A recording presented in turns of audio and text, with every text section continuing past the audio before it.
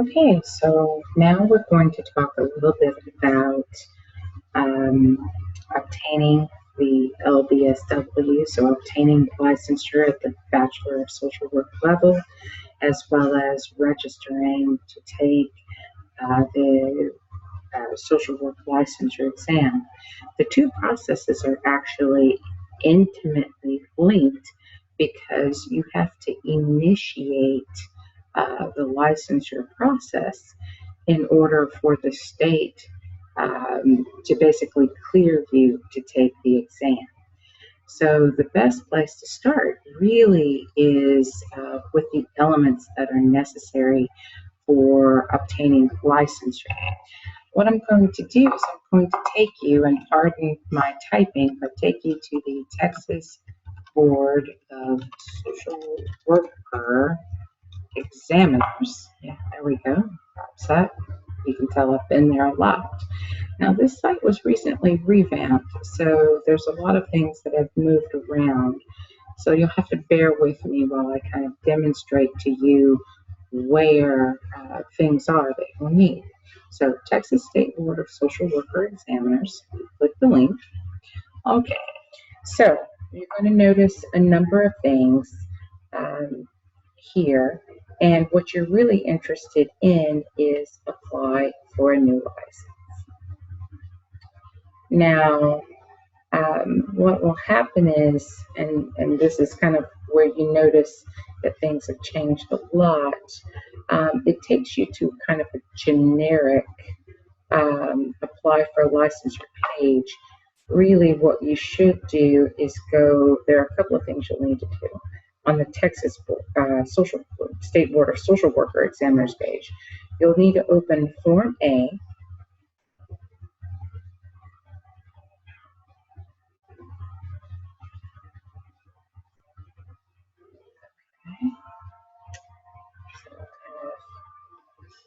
Do that, and then you'll also need to open the application checklist, which is kind of your best friend in these cases. Now, what you'll notice is at the Bachelor of Social Work level, here's a little checklist that you'll need. And a lot of these forms that you're seeing and checklists that you're seeing, you'll see here they cross over into LMSW. So be very sure you're following the process for the LBSW application. Now notice the first thing on the checklist is application for licensure Form A, which I showed you where it was on the website. Form A is really easy. You're going to need to give some demographics. You're going to obviously check licensed baccalaureate social worker because that's the new license you're requesting. You don't need to look at this component if you're heading to grad school. If you are heading to grad school and aren't doing the LBSW, eventually you'll check this license, Master of Social Worker right here. And then these are for kind of that post-MSW period. Now, let's see.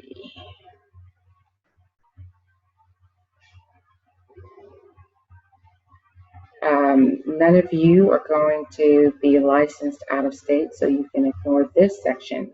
But where you will need to fill in information is under education. Notice you need an original transcript verifying the qualifying degree from an accredited institution, accredited program. Okay, so what you'll do is you'll enter University of Houston downtown here. So just so you see, Madison, Houston, Texas, and then you'll enter your dates and you'll say social work. Your degree will be BSW, and you'll give your official name. Now, word of caution, some of you use nicknames. Please don't write a nickname on a formal application for professional licensure. Please also do not spell your name the way you wish your parents had spelled it. The name on your transcript needs to match the name on your driver's license. Okay, so word to the wise, falsifying information on a state form is illegal. So even if you somehow manage to convince UHD that your name was spelled with a K and not a Q, if your name is spelled with a Q on your driver's license, that's what goes on this form. Additionally, you'll need the names and addresses of 3 individuals who are familiar with your professional qualifications. Notice the asterisk here, professional references, at the LBSW or LMSW applicant level. You may include the name of your social work faculty advisor and your field instructor as 2 of the 3. I would also recommend the third be another social work faculty member, whether that's an adjunct or a full-time faculty member. Now, these questions are going to be similar to some of the questions you filled out when you applied to the program.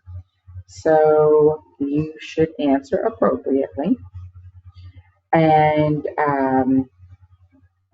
be prepared if you answered yes to attach a detailed statement. And by detailed statement, I'm not saying one sentence. I give them a couple of paragraphs. Remember, you need to be very truthful in disclosure. And also, if you answered yes, you also need to be prepared with a very detailed explanation. Now, number 6 is interesting. I've successfully completed the Texas jurisprudence exam. As part of the licensure process, and you'll notice it here on your checklist as well, what you'll find is there's a component that's purely online. You'll go to social workers. It's a $39 online no-fail exam, meaning you can take it as many times as you need to pass the course. I joke and say I watched a movie. I took the course online while I watched the movie, eating popcorn on a Friday night, and passed the no-fail exam. It really is more policies, procedures, laws, precedents in the state of Texas that impact your ability to do social work practice. You get your certificate of completion. You'll need to include that in your application packet for licensure. So let me take you back to the checklist because this is important. So you'll notice Form A, there's a $91 fee for processing the application for licensure. You'll need an official college transcript, which is also stated on Form A, verifying your degree from an accredited program, and we are accredited. Proof of completion of the jurisprudence exam, that's that certificate of completion that you'll obtain at the end of taking the jurisprudence online course. Most of you will not have licensure from other jurisdictions. Now, examination security information form, Form 7. Let's go back and let's get that. So here we go. Examination security information acknowledgement form, Form 7.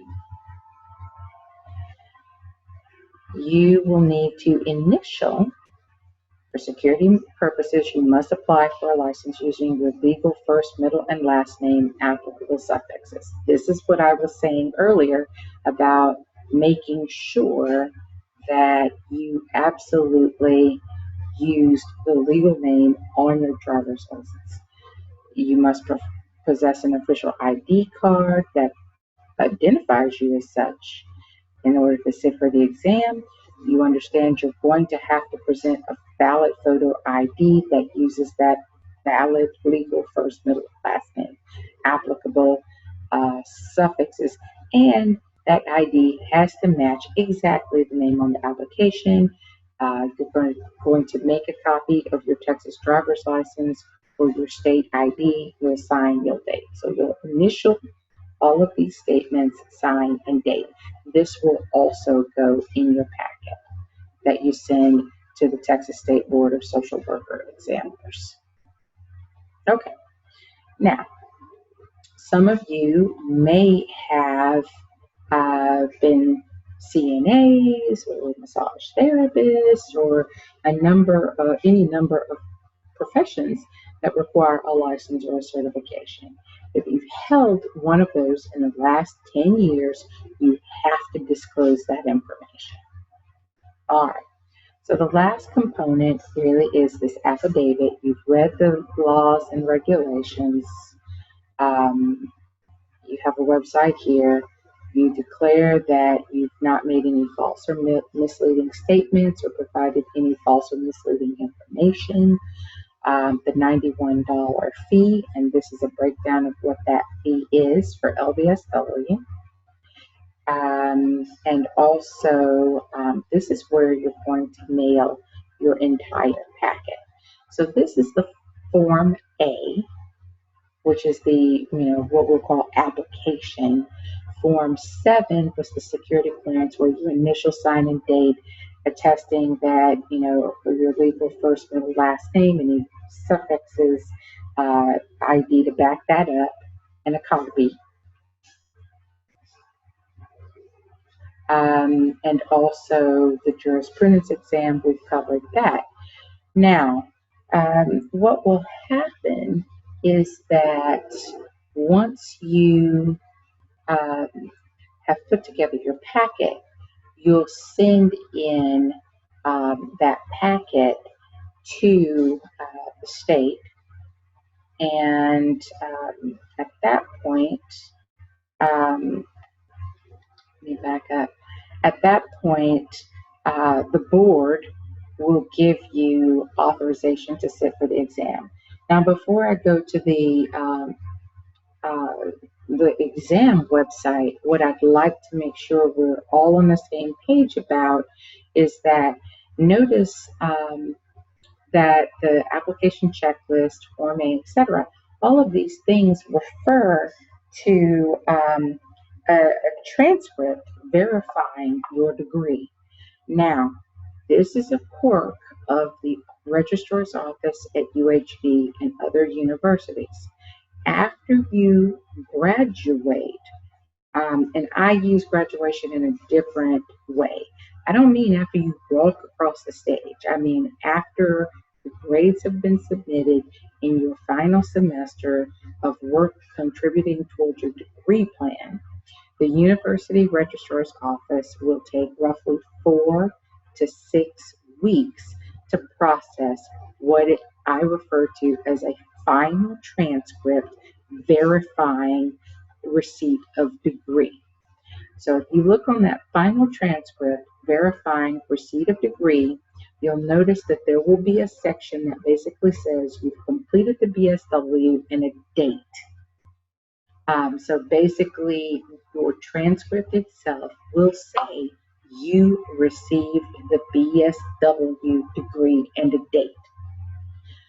Only a formal transcript verifying receipt of that degree will do. You can't submit informal transcripts. You can't submit, grade report from the last semester. You need basically that final transcript.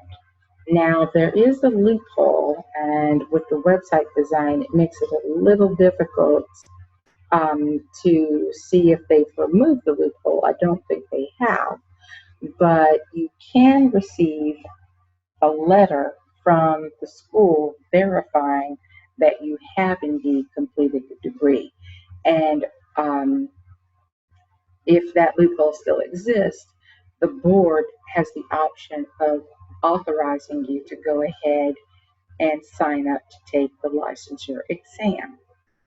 So I'll do a little more research and see if that loophole is still open. If it is, then I can work with you to provide such a letter to the board so that you can maybe reduce the time to taking the exam.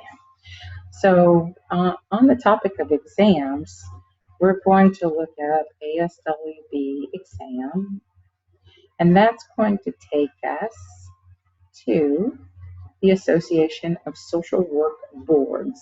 ASWB website. Now, the ASWB is, as it said, an Association of Social Work Boards for most of the states. I believe New York, California, and Florida, I believe, don't use the ASWB licensure exam because they have slightly different uh, policies related to licensure, and they have, I believe, their own state tests, which is why it's amazingly difficult to get licensed in those states unless you graduated from colleges or universities within those states. So, but for most of the states, what you will do is you'll go to this website after the state has said, yes, you can sit for the exam. And what you'll do is notice that it's $91 for the LBSW application. It's $39 to take the jurisprudence exam. So you're already at $130 for the application and related fees. And then the bachelor's exam itself is another $230. So you're looking at roughly $360 to apply for the LBSW designation and to take the exam. So what will happen is once you hear from the state that you are eligible to take the exam, you'll go to the ASWB.org website, and what you will do is you'll register. Now, what will happen is, and notice it says here, after you've received notification that you may take the exam, you register, you pay the fee. And it's a lot like registering for the SAT or the SAT. What you will do is you can sign up online, and basically it's a computerized test, just like you'll find for the GRE, or I believe the SAT, ACT may have moved in that direction.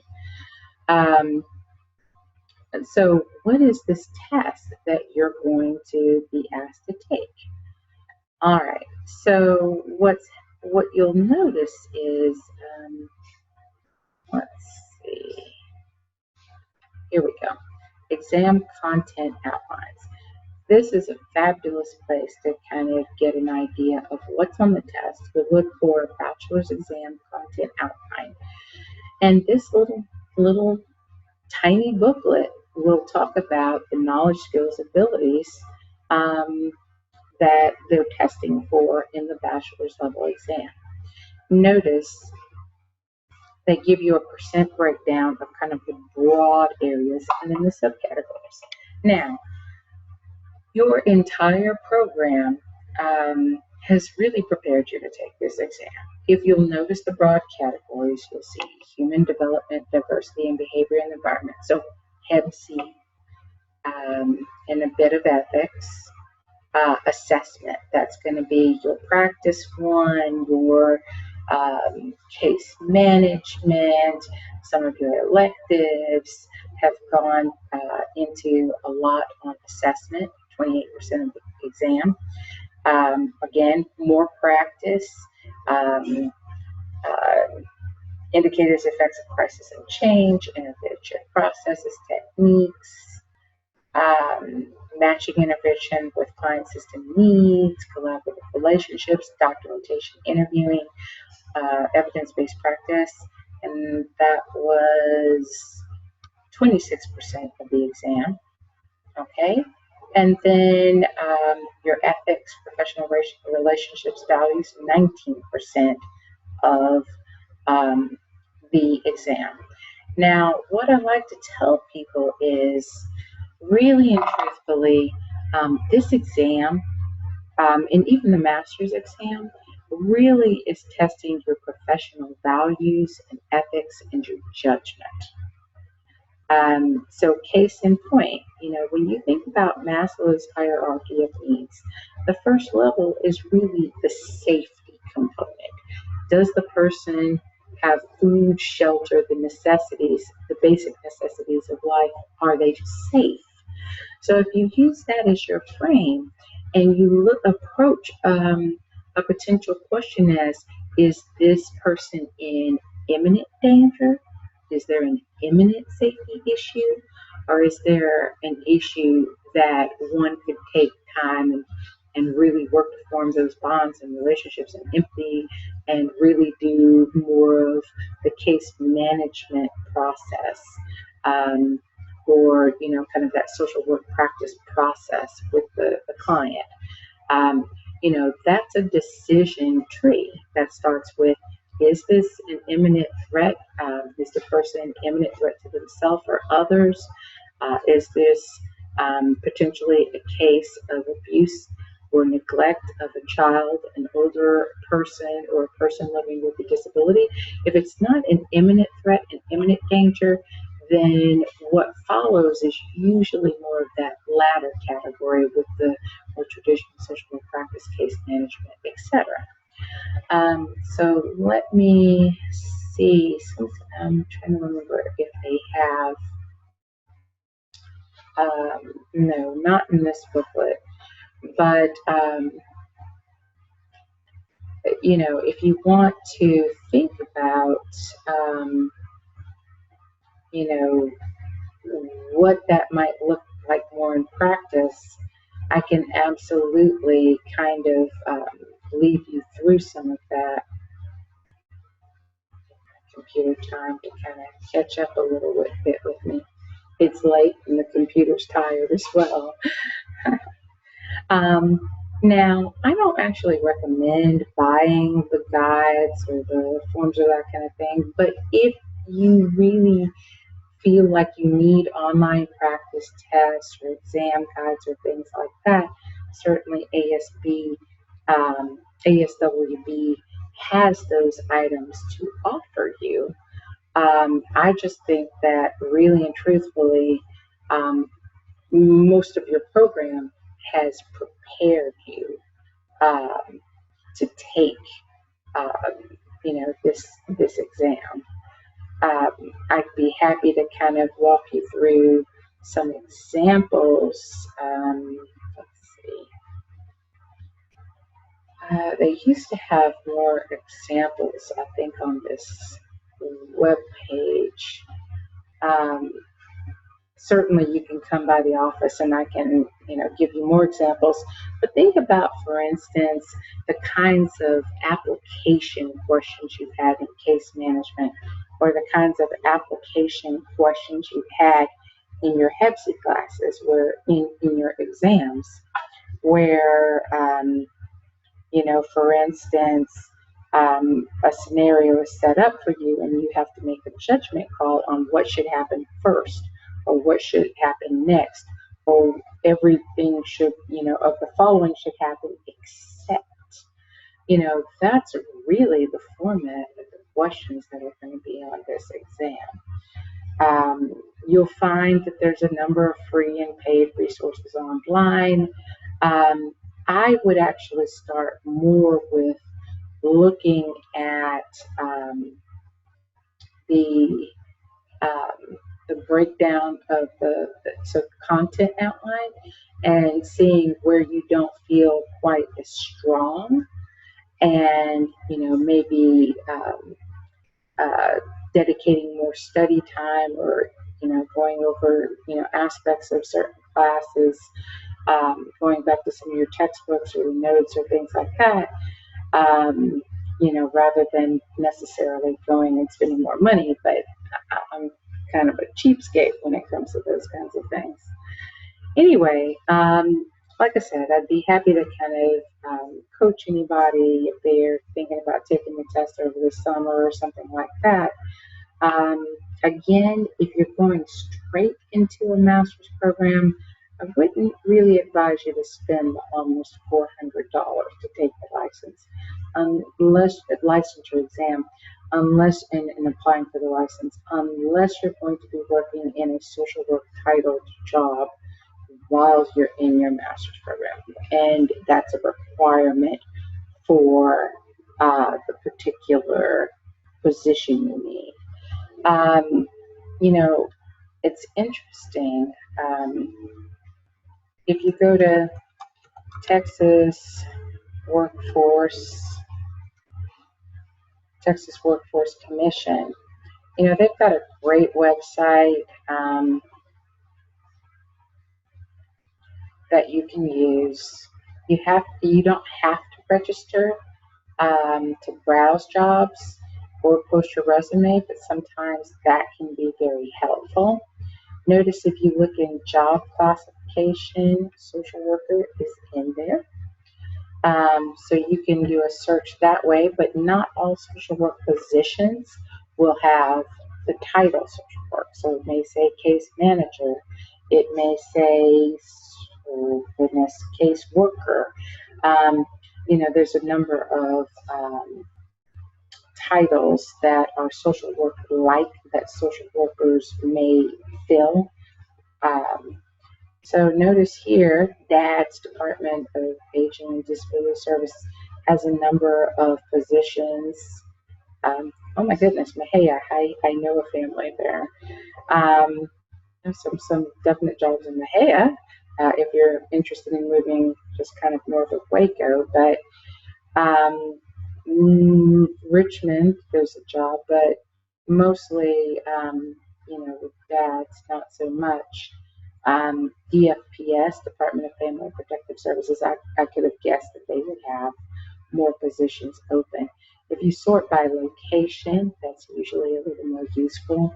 Notice APS in-home worker position.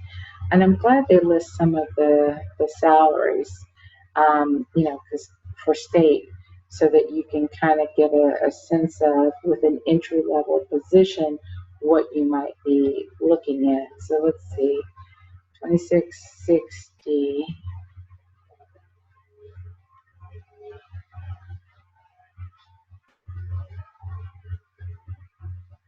Okay. So, low 30s, but low 30s with a bachelor's degree is not bad, depending on, if you're talking about a social service agency, a clinic, etc., nursing home, whatnot. The pay range may be a little bit different. So here's kind of some of the, by location. So the Houston, Texas City, Victoria are in the area. Let's see. Next page. Okay. So that, and then you've got a few at some universities, juvenile justice. Let's look at state health and, okay. So same thing, not really many jobs, very close. So you could play with browsing by jobs, occupation, location, etc. You could probably search for other, use other search ways to look for jobs. The Texas Workforce Commission isn't the only place that lists positions. I'm sure, in my day it was Monster and some other places.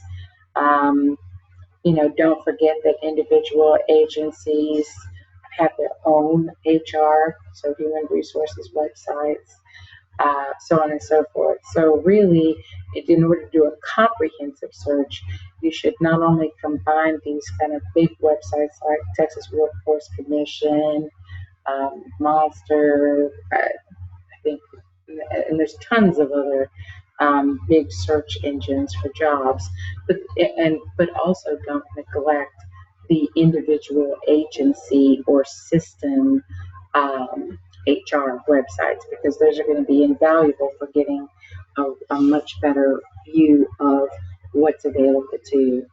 So anyway, I think what I'll do is stop right there. I've covered the state licensure kind of process. a bit about the exam itself, a little bit about, you know, um, the job websites and that kind of thing. I'd really encourage you, whether you're going to grad school or going out on the market, once you've got a nice cover letter and resume, keep those updated. You never know when you might need one.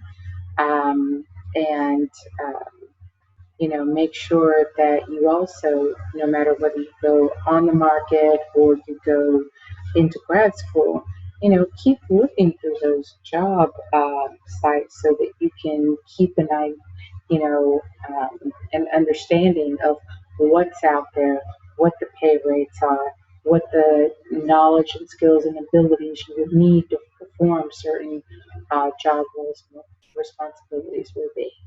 So, best of luck to everyone as they, go to grad school or go out into practice. It's been wonderful having you in the program, and I wish you the best of luck. Okay, take care, everybody.